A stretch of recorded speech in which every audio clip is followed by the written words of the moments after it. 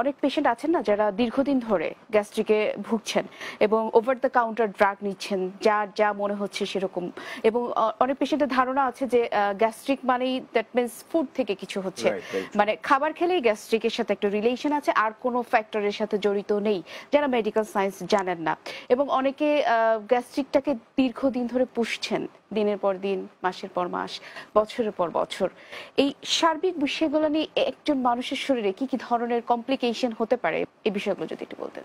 Suppose one incidence of acidity বা gastritis যদি হয়, এই পপুলেশন গ্রুপটাকে আমি আলাদা রাখবো। আচ্ছা, 6 মাস 1 বছর ধরে যারা আছে এদেরকে আমি আলাদা করে দিই।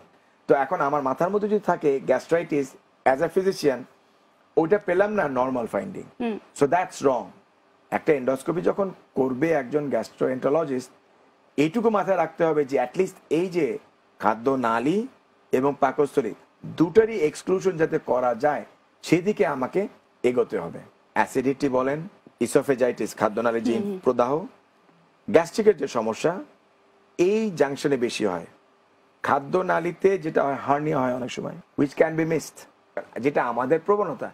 আমি জ্বর হচ্ছে আমার 103, 4, 5, ঠিক আছে না, 2টা প্যারাসিটামল খেলাম, জ্বর কমে গেল, 2 দিন ভালো থাকলাম, আবার জ্বর আসলো। কারণ কি, ওই জ্বরটা যে কি কারণে যে হলো that I did not know. So therefore আপনি যতই প্যারাসিটামল খান, আপনি বলেন বাবা আমি তো ওষুধ খেলে ভালো থাকতেছে, না খেলে, so we don't know the cause of the disease. এইটা যদি হয় তাহলে 8 বছর কেন, সারা জীবনই তাকে এই অ্যাসিডিটি বা গ্যাস্ট্রাইটিস রোগে ভুগতে হবে। আমার সাজেশন যেটা থাকবে, he should visit a gastroenterologist or a consultant, those who are skilled to deal with the disease as such. They have to be very, very careful.